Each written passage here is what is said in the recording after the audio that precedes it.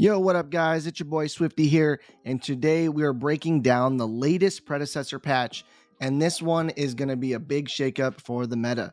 Huge nerfs to tanks and sustain, some long overdue buffs to assassins, and a shift towards faster, burstier fights.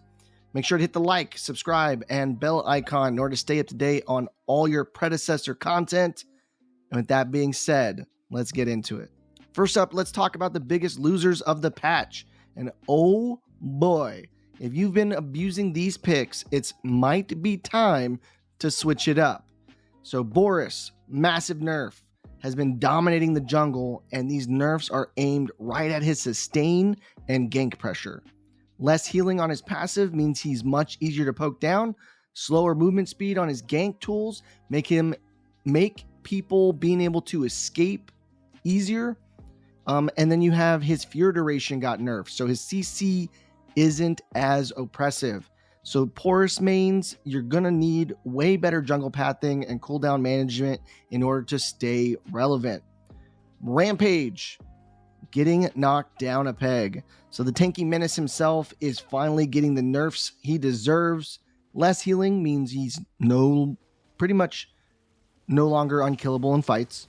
Lower damage scaling, making his all-ins feel weaker. And then obviously less bonus health scaling, so he's not going to be hitting like a truck while building full tank anymore. So Rampage is still playable, but you won't be getting away with those 1v5 clown fiestas anymore. So moving on to the next one, we got Grux, sustain nerfs. So Grux has been a monster in lane, just healing through everything and running people down. So healing for double pain is reduced, making it easier to punish him. Higher mana costs and cooldowns force him to be more careful in fights. So Grux players will need to pick their fights better because you can't just spam abilities for free anymore.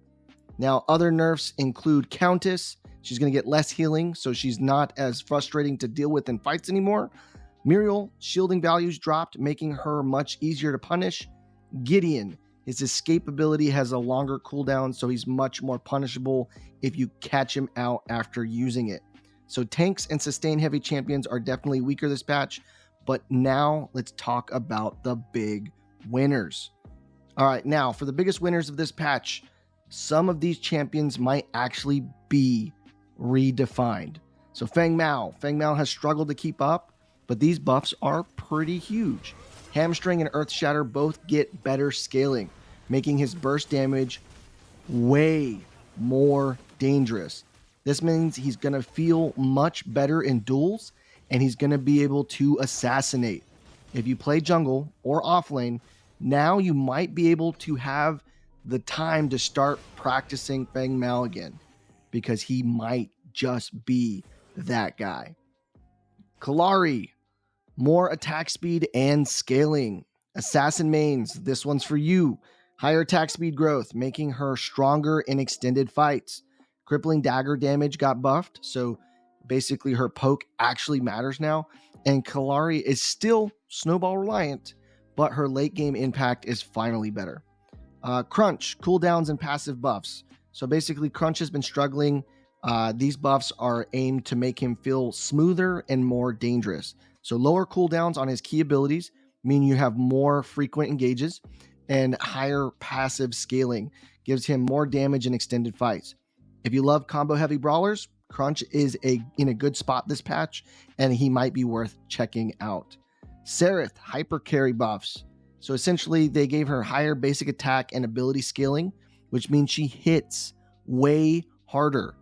And then Heresy Ultimate now gives more attack speed, making her a stronger late game duelist. So Serath players, it might be that time to start cooking on her. Section 3, other changes and meta predictions.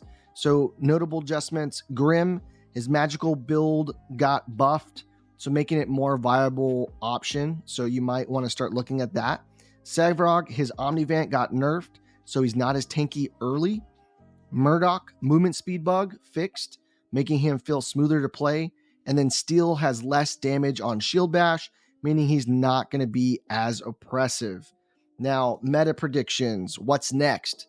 So what does this patch mean for the meta? Let me just go ahead and say it. Assassins like Kallari and Feng Mao, they're going to be stronger.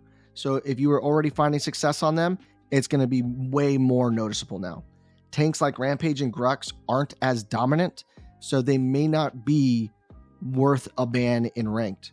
Sustain heavy champs are going to be weaker, which means fights will be faster paced. And then you got to look at Muriel, because I got a thing for supports. Her nerfs make other supports more viable. Her shielding is going to be knocked down a peg. She may not be your go-to pick anymore. So expect to see more aggressive, burst-heavy fights with assassins and fighters might have a comeback in the meta. Now, so that's the patch breakdown. What do you think? Are you happy with these changes? Do you think they went too far with the nerfs? Let me know in the comment section. And also, I'll be updating my tier list soon, so make sure you subscribe and are ready for that. And until next time, be blessed, be positive, and be safe. Peace.